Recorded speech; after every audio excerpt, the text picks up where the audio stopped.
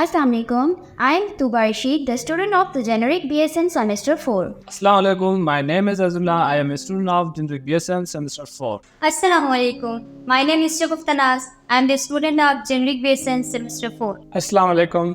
I am Irfan Ali, a student of GBSN Year 2 Semester 4. Assalamu alaikum. My name is Ahmadullah. I am a student of second year semester 4.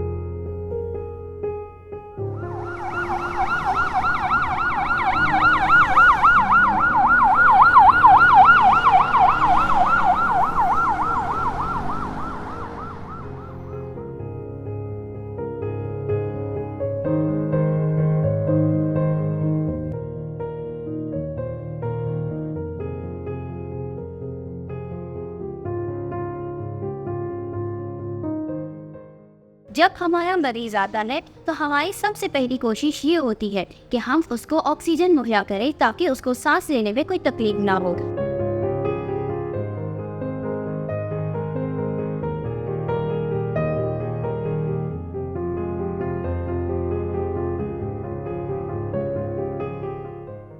उसके बाद हम उसको cardiac monitor attach करते हैं, जिसमें हमारा BP curve, ECG electrodes और oximeter आ जाता है, जिसकी मदद से हम हार्ट रेट को चेक करते हैं।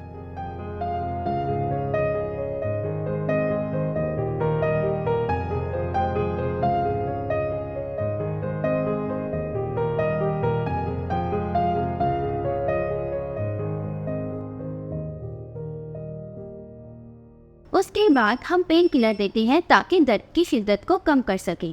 उसके बाद हम लेबॉर्ट्री टेस्ट करवाते हैं, जिसमें हम ब्लड सैंपल लेते हैं और हम ब्लड प्रोटीन को देखते हैं, जिसमें हमारा ट्रोपोनिन I और ट्रोपोनिन T आ जाता है। उसके बाद हम मरीज को गाइड करते हैं ताकि वो अपनी बीमारी को लेकर डर या बेचैनी महसूस ना कर सके और उसको कुछ सरगर्मियों में मुब्तला रखते हैं।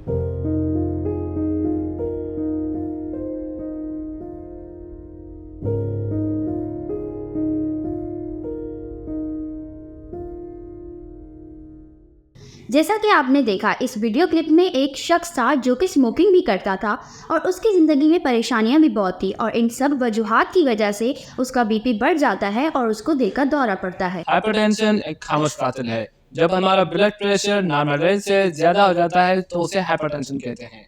पाकिस्तान में 40 साल से ज्यादा हर दूसरे शख्स को हाइपरटेंशन यानी हाई ब्लड प्रेशर का मर्ज लाहक है। अगर इसका फैलाव देखा जाए तो 7 मिलियन केसेस हर साल डायग्नोज होते हैं और ये मेजर काज होता है हमारी अमवात का।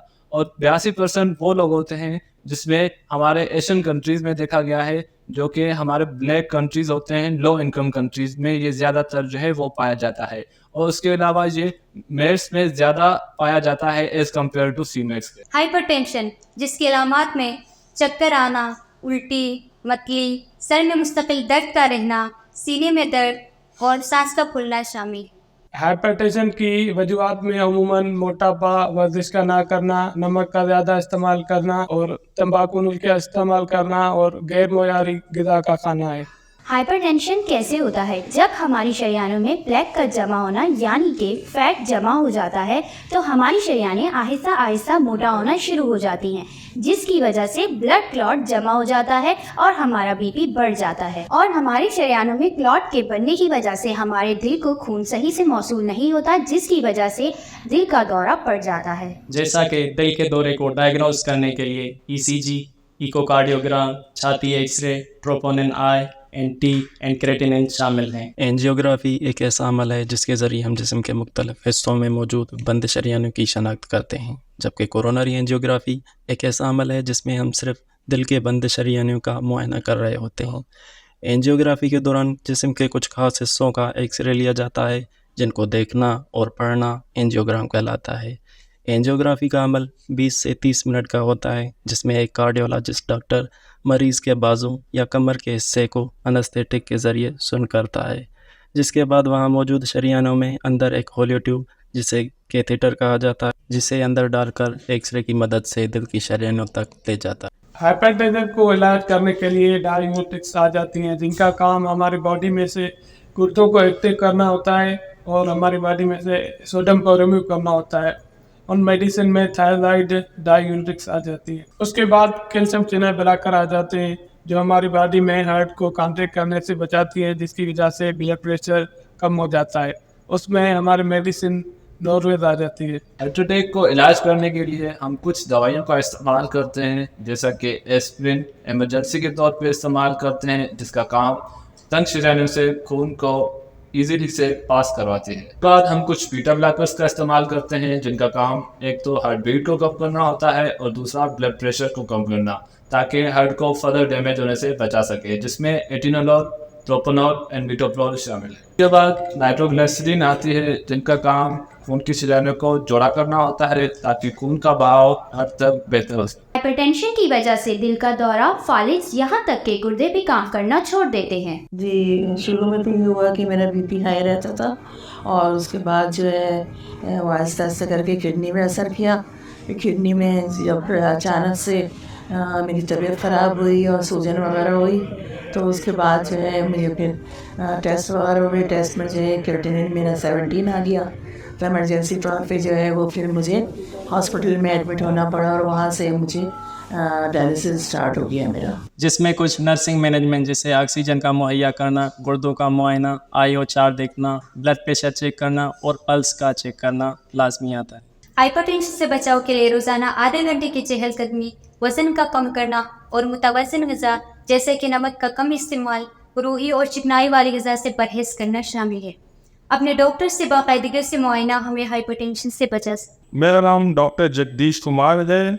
हाई ब्लड प्रेशर एक आम बीमारी है जो कि हर साल लाखों की तादाद में लोगों को मुतासर करती है। हाई ब्लड प्रेशर को हम साइलेंट किलर कहते हैं। क्यों? क्योंकि इसकी इब्तदाई अलामात जैसे कि सर में दर्द का रहना, सांस में दिक्कत होना, मतली, उल्टी या फिर चक्कर आना, ये शुरू के सिर्फ चंद माह तक ही महदूद रहते हैं।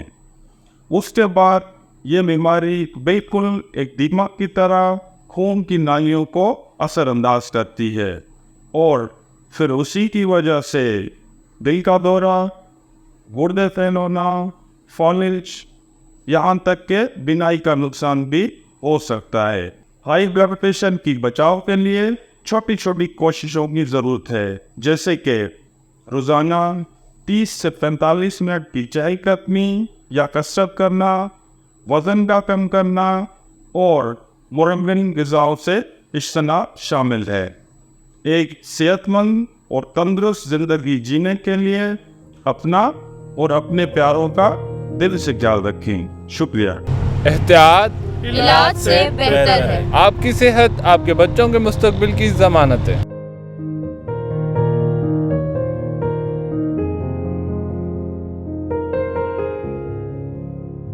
A public service message by Maiman College of Nursing.